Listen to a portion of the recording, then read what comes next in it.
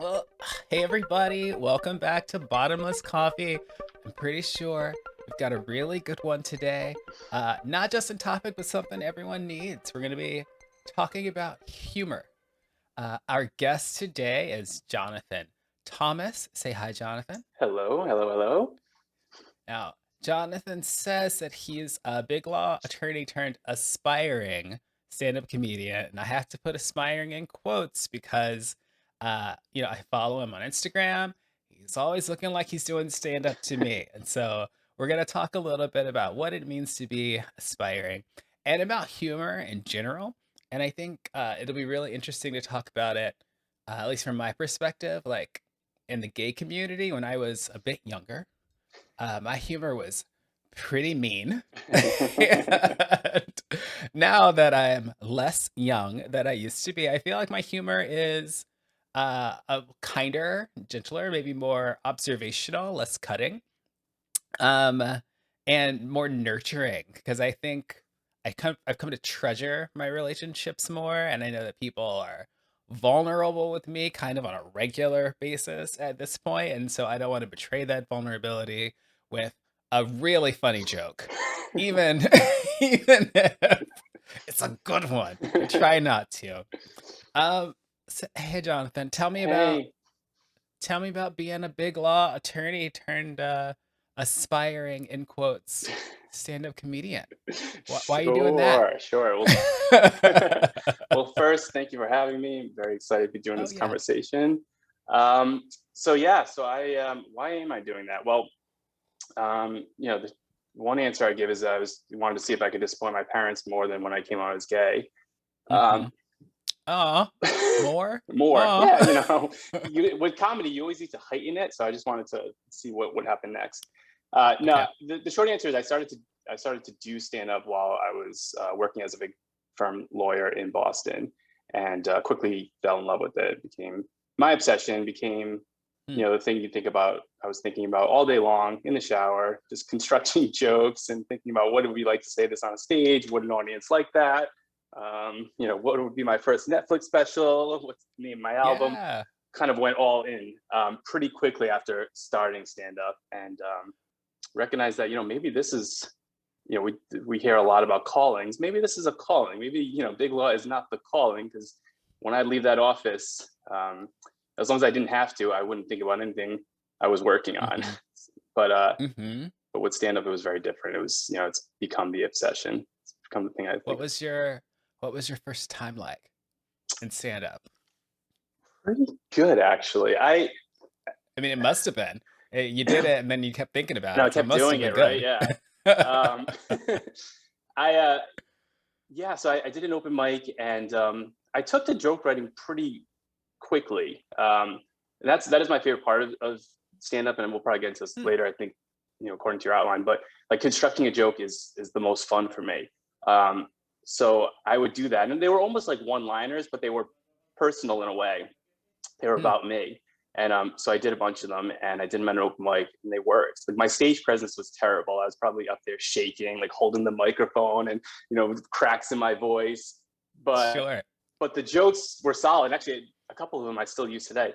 The jokes were Huh. solid enough that I was getting laughs, and the high from that, it just kept me going. Yeah. It just kept me absolutely going. I mean, I can see you even like reliving that experience. You seem to be like glowing a little bit. I And can so still I'm gonna picture it. snatch. I had this one Yeah. joke that I told, and I could still pick. I was at a bar in Boston, like this very like pub type situation, full of straight guys. It was very much like the open mic vibe that a lot of people don't like, and Hmm. um, and I had the audience going, like they were into it. And I remember seeing like this guy's face as I was setting up a joke, and he was not following like why I was saying this thing. And then all of a sudden, when I got the punchline, his face just Yeah. lit up. I can still picture that. It's like, wow, that's Yeah. that's what keeps me coming to this. Oh, that's beautiful. That's beautiful. Like I was saying, I'm watching your face light up, and I feel bad because I'm about to take that away. Uh, Do it. so like you came to this realization that you love stand up, but you were already in a profession that takes a lot of work. Yeah. Like you made a joke about disappointing your parents. Um, And a lot of parents do set high expectations for their children. They want, especially, again, I'm calling myself old. I don't know why I keep doing that today. Um, but, my parents were like, you can be a doctor or a lawyer or something else that apparently requires you to take out a lot of student loan debt. Um, did your parents want you to be a lawyer specifically, or was it just kind of anything? Yeah, I think it was generally the same. It was doctor or lawyer, but with an emphasis on lawyer. My dad, Mm, we had come to realize later in life that he wanted to be a lawyer, and then he he ended up going to family business. Owns a small business with his brother, my uncle, sure, and I think he kind of regrets that, and maybe didn't want me to, I don't know, fall down a similar path, or or sure. also just wanted, was hoping that Well, I go ahead. it's security. It's a Yeah, financially secure job. yeah, definitely. I mean, we're middle class, like we never struggled, but he had hard times. I learned from a young age what cash flow meant, and we lived through the Hmm. recession, stuff like that. He was always struggling, um, so he didn't want that for his children. And I took to English and history, in grade school, like a lot of lawyers do. Yeah, So I think you probably heard this too from a young age, like, oh well, if you're good at English, you're good at history, then you should be a lawyer. You should be a lawyer. yeah. Not knowing what You it like means. big Yeah, words? exactly. You like to read? Oh, okay, you're going to be a lawyer. Having no idea what it means to be a lawyer. But also, Hmm. I loved public speaking from an early age too. Like I would read at our church. We grew up Catholic, and for some reason, I just started like doing the readings at church, and I loved like that. I got my early high from performing then. Um, Yeah. so then it was like, oh, you're going to be a trial attorney. You're going to, I could see you giving an opening statement or something like, or a Yes. politician and stuff like that. So it all kind of just fell into this narrative that I think I was getting from other people. That my life should become an attorney. I should be an attorney. Did you did you ever hear from people that you like to argue? Because I got that one a lot. Yes. Oh yeah. Yeah. Yeah. Yeah. Yeah. Absolutely. You're good at arguing. You should be an attorney. Yeah. So okay, so you went to law school, did the LSAT, uh, you took the bar exam, you passed. How long have you been practicing for? So I was in big law for 5 years. I was doing corporate work at a big law firm for 5 years, and then I clerked for in federal court for a year and a half. Okay. And so were you just miserable the whole time or half time or I mean, not terribly. It's a lot of work. Yeah. It's a lot of responsibility. It can be very stressful, but it was kind of going well. I was doing pretty well at my firm. They did like me. Yeah. Yeah, and the money's good. Like all that was working in my favor. But I wasn't happy. Like I wasn't, didn't feel completely fulfilled. It wasn't going back to the buzzword calling. It wasn't the calling that I felt. It wasn't something that I was obsessing about. There's Yeah. some people that we're doing private funds work, so setting up venture capital and private equity funds. Some people that is a passion for them, and you can hear it. I Mhm. mean, like you said, my face was lighting up earlier. You could see it in their face. They light up when they talk about setting up a venture capital fund. That was not me. But Certain. did you so I wonder if maybe you were like content at the time when you were practicing, but then you went into the stand-up situation and you were like, "Oh my gosh, this is what I should be doing." Did it take that contrast where you like kind of accidentally got into something that you really loved for you to be like, "Oh, okay, this should be my career." I think that was a big part of it. I do think Mm, I was searching for what was going to make me happy, and obviously that's a lifelong mission for all of us. But mhm. I found it closer to stand up than what I was currently doing as a lawyer. But also, I was working with some very talented people, some partners who were the top of their field, um, who were in their late 50s, early 60s. Didn't seem happy. Didn't seem Yeah. content. Didn't seem Yeah. they were probably made more money than they would ever need. Again, top of their field, recognized by their peers, and it didn't seem happy. Mhm. Like um, at what point do you get satisfied? So I was like, I don't think I want to do that. I agree. I think I've met a lot of successful lawyers. I've met fewer happy lawyers, and you kind of have to decide for yourself what it is that you really want. Yeah, And I think it kind of sounds like you have to be lucky enough to find something that makes you as happy as definitely. Yeah, stand up does for you. yeah, absolutely. So, okay, this is gonna be like a yo-yo experience, I think, Sure. because first you were talking about stand-up and it was very happy, and now I moved you into talking about your big law experience. I want to bring you up again, just because you referenced constructing jokes, Oh, okay. right? Yeah, sure. And I think you have a late in life coming out experience, Hmm. and you made the first joke I think of the podcast saying that you wanted to disappoint your parents even more than you did when you came out. And so, do you have other coming out jokes? Is that like a big feature of your stand up? It is. Yeah, it is a big feature of my stand-up. I have been told that people can't tell immediately when I'm on stage if I'm gay or not. Um, Oh, okay. so I tried to play with that as much as possible and see how long I can go without revealing it. And Huh. sometimes it's you get a good laugh out of that. Sure. And yeah, I mean, there's so many assumptions people make about people who are gay. There's Yeah. assumptions about gay men that people make that they want to subscribe to you, and kind of flipping those on their heads and playing with those uh, Yeah. is very fruitful for jokes.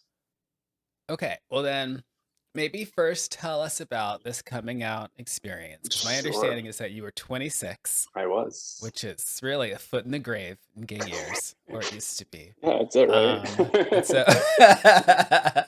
oh no, did I break this bad news for you? I'm sorry.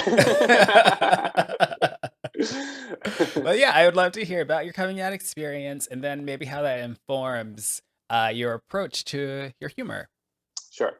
I'll give you one joke that I because it's situates that I do use on stage sometimes. So like I said, like you mentioned, I came out late. I came out until I was 26, and you probably have this experience too. That when you, or maybe not, but when you do come out, people ask you like, when did you first know that you were gay? Mm. I first knew that I was gay 10 minutes after proposing to my Oh no. girlfriend. Oh God. Yes. So yeah, so I came out when in the midst of running out of time. Like I had about 6 months before planned wedding day. Okay. And that was the circumstances I was in when I finally came out. So dark humor. We're going to a dark Yeah, it all was pretty dark. place. Well, 10 minutes before. Okay, so, give us the story. This is a Sure. gay friendly podcast. Did you know you were gay your whole life and you suppressing it? Or was it more like, is it like your stand-up experience where you tried it once and you couldn't get it out of your head anymore? No, I knew, as soon as I hit puberty, Okay. that I was sexually attracted to boys and men. So, but I just, I lived with that and I dealt with that, and I kept telling myself, well, you know, this is fine for now, but eventually Yeah. you'll find a woman, you'll fall in love, you'll get married, you'll have kids, you'll live in the suburbs, and all will be right with the world. So that's Yeah. kind of what I just kept telling myself. And that was the plan, and it was going according to plan until about 6 months before the wedding. Okay.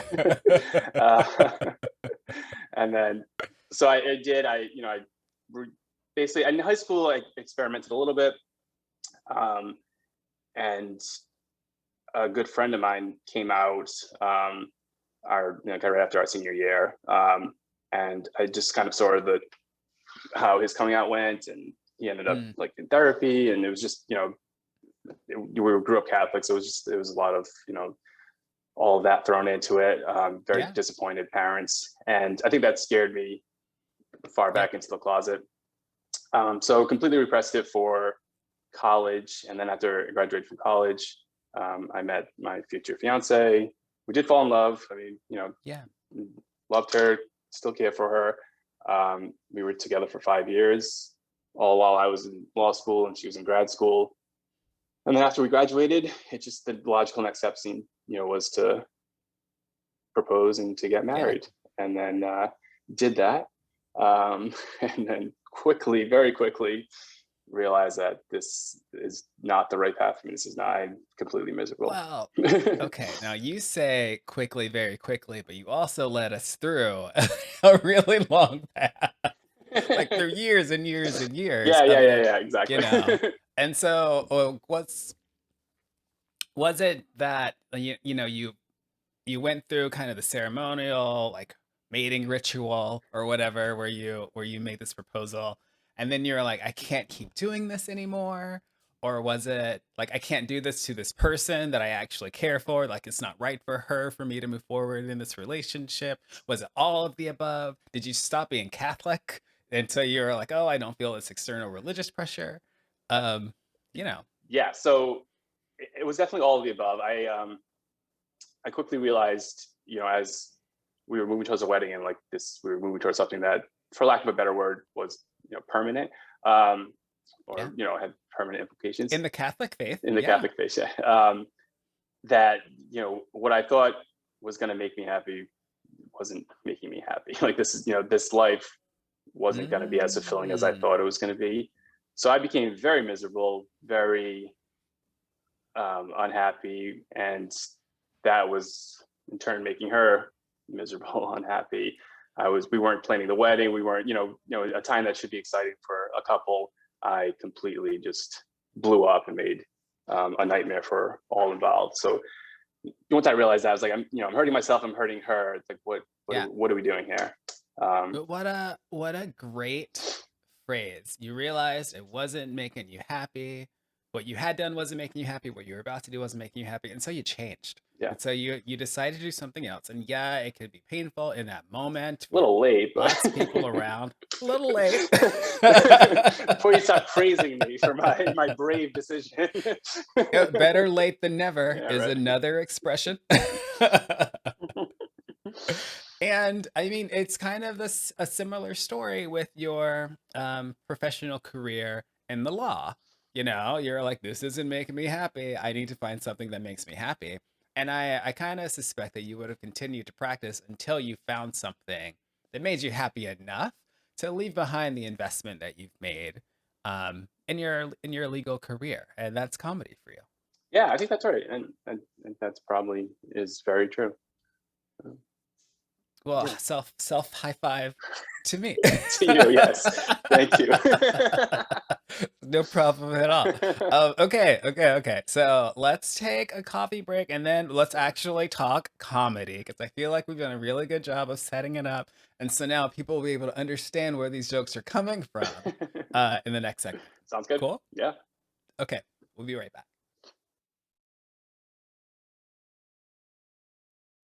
All right, everybody, we are back with Jonathan Thomas, a big law attorney turned stand-up comedian. I'm gonna drop aspiring right out of there. We're moving forward.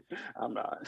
During the first break or first segment, we talked about some pretty big changes that you made in your life. We talked about your first foray into stand-up comedy, and you told us a joke. And so I'd love to start off with another joke if you've got one. Sure. Okay. So, can I tell a joke that's not mine because I just want to perform it? Yeah. Will I get sued? No, you're not Lawyer? gonna get sued. You're Okay. not gonna Okay. get Great. sued. Then It's yes. a street joke. It's very stupid, but it's so fun to perform. So two whales are sitting in a bar. You heard this? Mhm. No. No. So one whale says to the other one, "Ooh." I wish you could see this face, everybody. Okay. And then the other whale says back to him, "Man, you're drunk." And I love that joke. I just heard it on a podcast recently, and it's been the light in my life. Oh, that's solid. I really like whales. Yeah. And I have been known to drink something other than coffee from time to time. So I Oh, so enjoyed that. you get drunk at bars. Yeah, that's great. um, Pre-pandemic, I was like living in bars, I feel like. I have another joke that I'm not going to tell on this podcast, but it's about penguins, and I've just added whales to it. And I'm trying to make it my magnum opus. Like, I'm very proud of it. I'm Why are you building it holding? because it's that important to me. I'm going to build my empire around this This joke. Okay. Okay. Well, this is a good time to plug your business. If your budding empire, if people want to see you perform this penguin joke, Yeah, they have to find me on Instagram. what's your Instagram? Jonathan J Thomas 3. Jonathan J. Thomas 3. Is that your Twitter as well? Yes. Okay. See Twitter. Twitter's got a lot of jokes. A lot of people telling jokes on Twitter. A lot of people True, on true, true, true. Instagram. Yeah. Um, you could have more jokes on your Instagram, but I've told you that before. Why is that whale joke funny? All right. Why, Because well, yeah. we can break. I can do it into one of my jokes because that's Well, whatever, whichever. that whale book. It's too magical. I don't want to pull the curtain on that one. Okay. So I'll do one of mine. Have you? You probably have heard this, but scientists are saying you could treat PTSD with ketamine and MDMA now. Have you seen that? I do have some friends who are pretty excited about that. Yeah. Yeah, yeah. And gay men were like, "Yeah, we know." Yeah. Yeah, we've been doing that for decades. Oh, that's what they've been doing. Okay. Yes, exactly. Yes. Okay. Really, Okay. science just caught up to what a bunch of gay men learn while holding glow sticks and listening to Robin. Okay. Okay. Same question. Sure. Why is that funny? And that'll be okay. You mentioned pulling the curtain back Yeah. before, um, which leads me to believe that at some point, if you explain a joke, then it's actually not funny. I thought that was just something people say. Is that the actual? I think if you have to explain it, it's no, no, I don't. I disagree with that actually. Okay, so tell me about pulling the curtain back then. This joke or in general? Well, in general, the expression, right? It's like you pull the curtain back and you show people how the magic trick actually works. Yeah. And so you were using that in reference to the joke, and you did not want to do it On for the the whale whale joke joke. because it's too magical, it's too wonderful. It is. You don't want to ruin it for people. So there's this idea that it like ruins the joke, ruins the magic for people when you explain to them what the joke is about. So we're gonna leave that one We're as gonna leave that secret. one. Yeah. We're not going to talk about the penguin one, but we are going to ruin this ketamine joke today on this That's podcast. fine. That is perfectly fine with me. I am not against interpretation. Yeah, I think sometimes when you do give too much insight into a joke or anything, it does ruin it because you're basically prescribing an interpretation of it, right? You're saying this is how Mm. this is how it's meant to be interpreted. This is why it's funny. Where it could be open, a lot of people could see it from different directions and have different experiences with that joke or that literature or whatever, and find funny in different ways. And you don't want to ruin that. So that's yeah. But we So can. we'll walk me through the construction of specifically this ketamine joke because I understand where you're coming from, Sure. right? Yeah. Like, and I get it. I get it. So I think you started with, and this isn't written down. This is off the top of my head, so I'm very impressed with my ability Mhm. to remember this conversation from 5 minutes ago. Um, did I hear that uh, psychologists or therapists are using ketamine and MDMA Mhm. to treat PTSD? True. That's the setup. That's what we call the That's setup. the setup. Okay. And then the next part is like it's almost like a call and response, right? From the Yeah. like you ask Yeah. me if I heard, and then I It's a say, rhetorical question, but use yeah, that because the best comedy is conversational. So almost having a conversation, rhetorical question, and the response is, well, and gay men were like, yeah, we know, we've been doing that for yeah. decades, and that is the punchline. And the punchline is that there are a lot of traumatic experiences in the gay community, and we are all self-medicating in some way to cope. True. Yes, that's it. That's very dark. It is, and what's great is that it gets a laugh every time, no matter what room it is. It's always work. But it is I mean, dark. you're casting some dark magic over people, John. Because it's like I it's really interesting that you say it's always funny and always works because I think if you were to present people with it as a truth and be like walk into like, hey, just so you know, there's a generation of gay men who, feel as though they have to do something to like cope or overcome a trauma. They'd be like, that can't be right. That can't be true. Yeah, But exactly. if you phrase it as a joke, it kind of gets through people's defenses, and they like immediately acknowledge it. Like you're in bars full of straight guys, you Hmm. say, Yeah, and every time and it works with they're them. like, "Yeah, Yeah, yep, I can see why. yeah, Yeah, it's I know what I did to my brother. I can see that. I know what I did to my son. I understand. yeah, It's rough." yeah, and that is incredible. I mean, that's what's so great about comedy, right? Is that it's disarming in the one sense, and it's memorable. So you can have a thesis, you can say something very important, something very dark, something very meaningful, and get it Hmm. through the layers that people put up sometimes, because you're using this Trojan horse of a joke of humor, um, Yeah, and that's why it it's works so almost well. it's a Trojan horse, and I think in some cases it can be like a Trojan horse with a time bomb, because they'll laugh and they'll remember it. They might even tell the joke to other people, and they might come to an experience where they're like, "Oh no, I might be the reason why they're Yeah. having to do this." Or if they're in the gay community, they'd be like, "Oh no, I'm traumatized, and I You didn't might know." rethink, why am I using so much? Why am I disassociating every weekend? Maybe I should get a Yeah, therapist instead of more ketamine. yeah. Um, Well, so did this thinking go into this joke ahead of you crafting the joke, or did you find yourself with the joke first and then you were like, why do I keep coming back to this joke?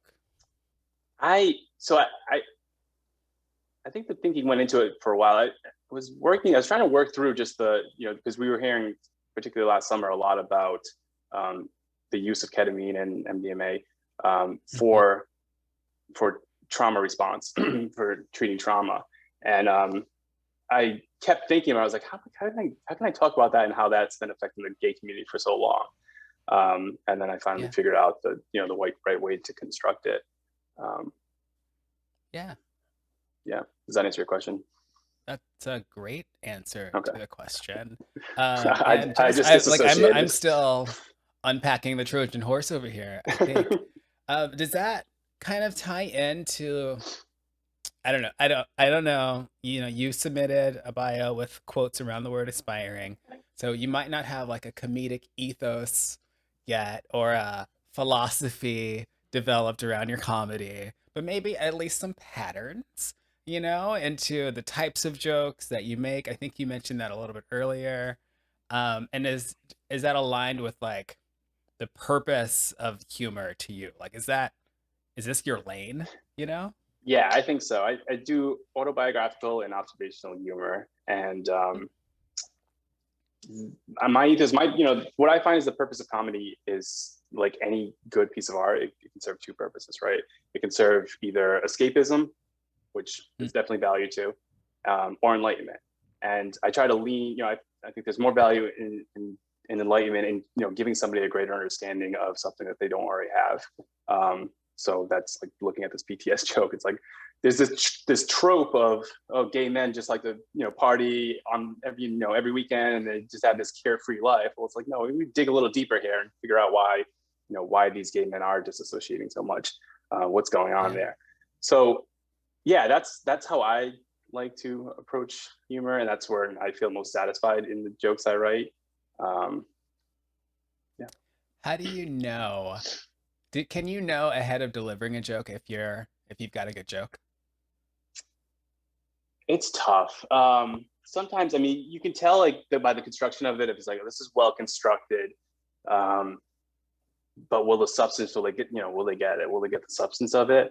Hmm. I use a lot of misdirections. I really enjoy that. So you basically try to lead them down, yeah, excuse me, down one path, and then you switch it up at the end. That's what I find most fun, and constructing those are so much fun. But sometimes people don't get it, or they're not quick enough to get it, or it's just it's a little bit too much for them or over their head.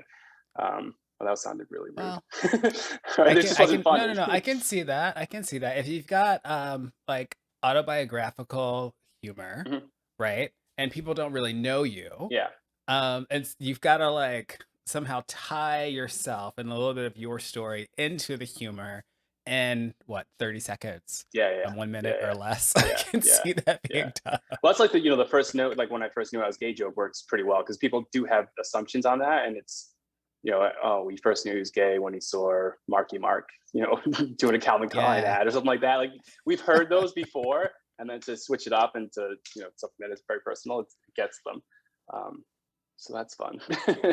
But you Yeah. have to do these jokes. I mean, that's why we go to open mics. That's why you have to do shows so often, is you have to practice them. I think maybe I don't want to delve too deeply, although I've already gone Let's pretty do deep there. it. Um,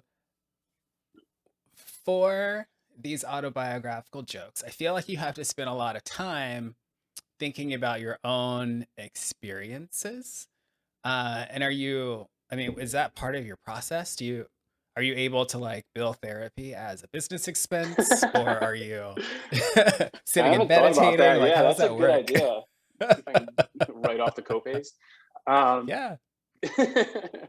yeah, I mean that ultimately is the best part of stand up, or at least the most beneficial part of it. Like I sometimes it can be very draining, and it's like, what is this really going to be a career? Will I be aspiring forever? What's going to happen Mm, about it? But you know, you're if you're doing the humor like that I do, you are mining yourself and you're trying to dig deep and figure out like who you are, what makes you tick, what made you tick, why'd you do these things. So it's a lot of introspection, and it has to be honest introspection, because if you're not being honest, the audience is going to know immediately. You can't tell a joke. They're not going to laugh at a joke that they think you won't say, and they get a sense yeah. of who you are, a better sense of who you are than you have of yourself sometimes. So it does force you to be really honest. Like I made jokes earlier when I was starting that I thought were just going to be funny. Like if I say this, they'll laugh, and it's like, Yeah. and they don't laugh because it's like you wouldn't say that. You're a guy that's not going to say that. But when another comedian could say it and get away with it. So it forces you to really figure out who you are, and I mean, what's better than that? Well, it's really interesting that you say that, since you didn't Know who I sound like was. spend a lot of time figuring out who you were. Well, I Well, was telling myself I was a person. I was very much playing. I was creating that narrative instead of figuring out, or instead of finding the yeah. narrative. I was creating the false narrative, and so now I'm, trying to find the real narrative and make it funny. So far, so good. Yeah. Oh my gosh. Okay. Yay. I'm really thrilled about all of this. I'm wondering if you can, so let's move away from you for 1 second. Sure. Like very briefly. Been talking about you a lot, It's my favorite subject. Before we go to coffee break, outside of yourself, where do you maybe find inspiration? Are there comics that you like? Are there authors that you maybe draw some comedic inspiration from? Like one or two, and then we'll go to coffee break. Sure. I think I'll stick with comedians. So my favorite's Eddie Izzard. Um, Okay. she's Drag queen, right? um, well, Or no? she identifies as non-binary, and now she uses Oh, her pronouns. Um, I had but no idea. yeah, yeah, yeah. I haven't talked about Eddie Izzard since like, Incredible. Just 2010. right. Yeah, yeah, yeah, probably. um, but her specials like from the late '90s are still just incredible. Cool. So always go back to those. I love Tig Notaro. I think Oh my gosh, she does it yes. really well. I mean, she talks, she does a lot of dark stuff too, and she does it with just like such a cool, like Yeah. composed manner, and matter of factly, it's unbelievable. Wanda Sykes, great. Um, Yeah. Sam J recently, I really love watching her stuff. Yeah, there's so many. There you go. Thank you. That will give us other podcasts to check out. Yeah, definitely. Okay, we're gonna take a coffee break and we'll be right back. Okay, we are back, and I'm verklempt for no reason. Back with Jonathan Thomas, laughing at me and my broken Yiddish. Is that Yiddish? I think so. Yeah. I don't know. I'm not sure. So in this final little bit, since you are no longer aspiring, no longer aspiring stand-up comedian, I do want people to find you and come support you. So, Yes. like, what is the best way for people to support you or find you? Well, the best way is to follow me on Instagram. Like I said, Jonathan J. Thomas 3. And there you will find all the shows that I'm doing, mostly in the New York area, but I also go to LA, Boston, Miami. I've kind of been around a little bit and continue to do so. So you might come to a city near you, or you can come Yeah. to me. But some exciting news, I am with another comedian here in Boston. We are co-producing our first show. It's called Mariposas. And Mariposas. Okay. yes. And our first show is going to be March 10th at the Stonewall Inn, the historic Stonewall Inn. Really? Yeah. Oh, wonderful. Yeah. Very excited. It's a unapologetically queer show with some of the best LGBTQ Well, comedians in New York. it better be gay. Better be queer. It is. That was my only thing, my only rule on signing on. It's like it's a fully queer lineup. Oh, that's exciting. Okay, so I'm pretty sure then, if to the wonderful listeners who catch this podcast on time every time, Yep. uh, this Thursday, if I'm reading my calendar right, Yep. you will have a show that you should check out at the Stonewall Inn. Yes. Yeah. It's gonna be great. Yeah. It's gonna be awesome. Yeah. And if you happen to miss it because you were late, then you can follow Jonathan on Instagram. What was that Instagram? One more time. Jonathan J. Thomas 3. Beautiful. Thank you so much for this really lovely conversation. Thank you. Yeah, I feel like I'm gonna like explore it later. I'm like, what Trojan horses do I have in me that I need to figure out? Well, yeah. Thank you so much, and hopefully we'll talk soon. Yes, thank you. This was so nice. I loved it. Good. Yay! Bye, everybody. We did it.